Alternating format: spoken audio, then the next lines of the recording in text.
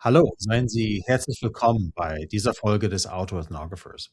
Ich heiße Jörn Stech und ich bin euer Gastgeber.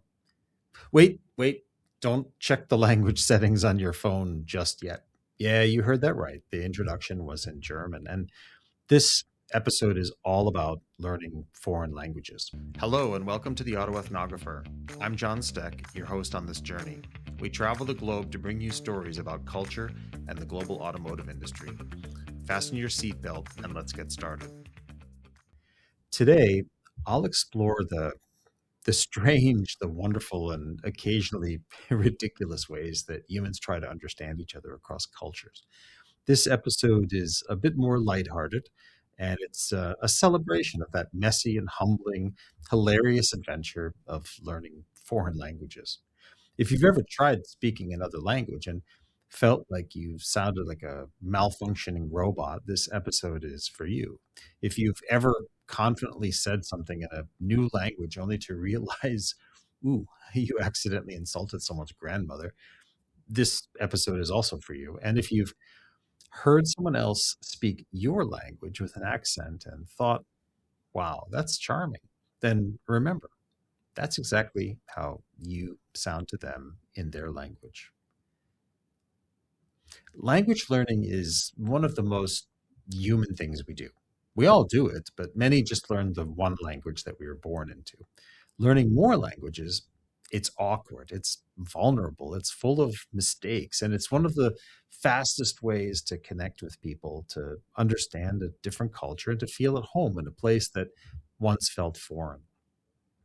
Today, I want to take you on a short journey, not through grammar charts or vocabulary lists, but through the lived experience of becoming a beginner again, over and over and over. Because once you learn one foreign language, something actually magical happens. You realize that you can learn more, and each new language becomes a little less terrifying and a little more familiar and a lot more fun. But let's start at the very beginning. I was born in Germany and I spoke exclusively German for the first 4 or 5 years of my life.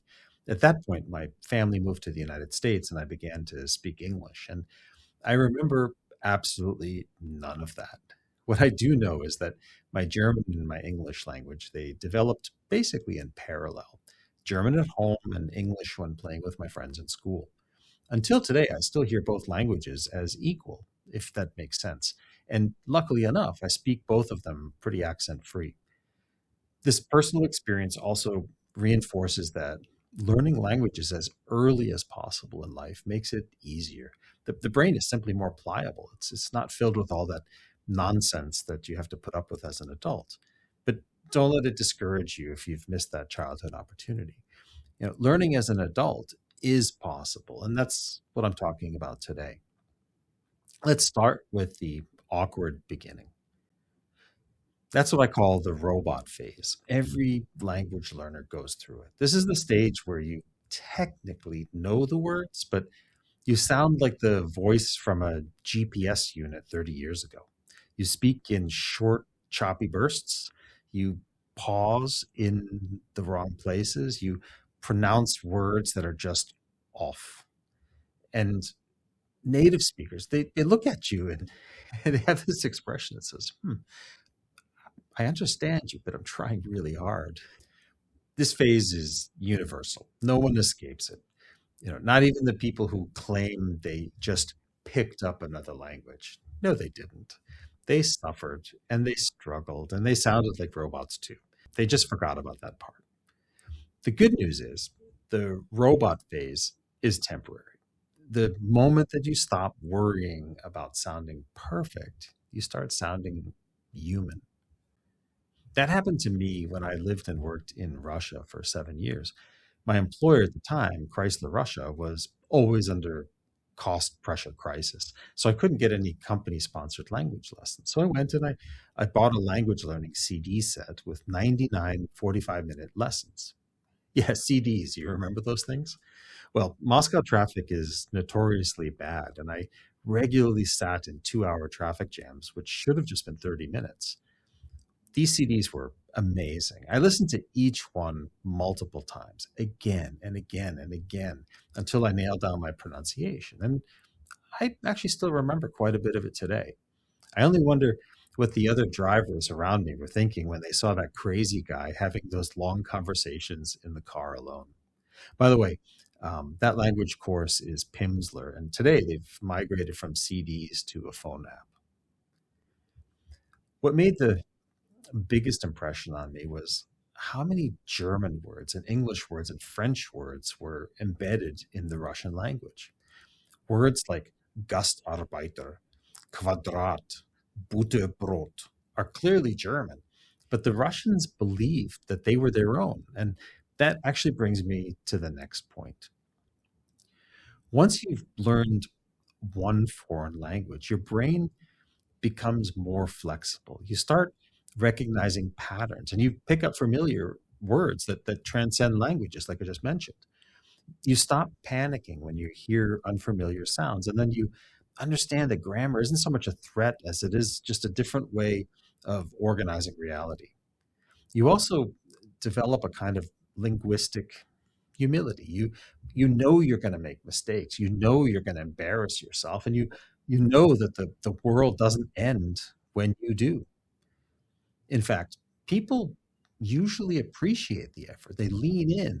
They help you. They laugh with you, not at you. Well, sometimes they laugh at you. And that's where language learning becomes addictive. You start thinking, well, maybe I could learn another one. And that's precisely what I'm attempting to do right now. I now live in Thailand and am attempting to learn Thai on an online video class with a live teacher. Thai is a highly contextual and tonal language where one word with the same spelling can take on five tones and five different meanings. One wrong tone, and you really might insult someone. What do I mean by tones? Well, here we go with one word. Ma, ma, ma, ma, ma. Confused yet?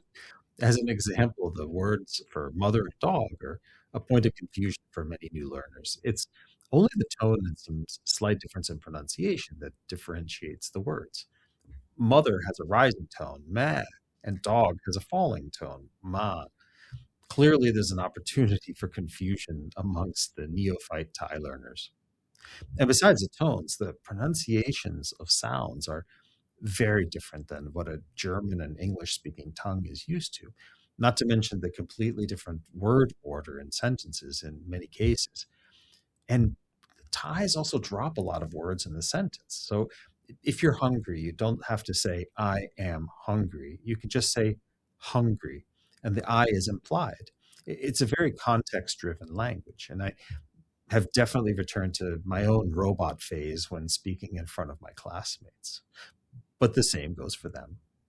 Let's talk about the beauty of sounding ridiculous. One of the most liberating truths about language learning is this: you will sound ridiculous, and that's okay. You will say things wrong. You will misunderstand questions, and you will definitely accidentally order something from the menu that you didn't mean to order. You will confuse words that should never be confused. Like, for example, sto and что in Russian. The difference between the words hundred and what is one letter. This led to mass confusion when a market peddler asked how much I wanted, and I kept saying what, что, when I meant to say 100, sto, for grams. And every mistake is a step forward. Every awkward moment is a sign that you're trying. And every time that you push through the embarrassment, you've built more confidence. The people around you, they see that, they respect it, and they really admire it. Because learning a language, it's an act of courage. It's choosing to be vulnerable in front of strangers. And it's consciously choosing long-term connection over short-term comfort. Let me get into a little bit why accents are beautiful. Here's something I want every listener to take away from this episode. Everyone who speaks your language with an accent is how you sound to them in their language. And you know what? You might think their accent is charming or silly. You might think that it's impressive, or you might think, wow, they're really trying.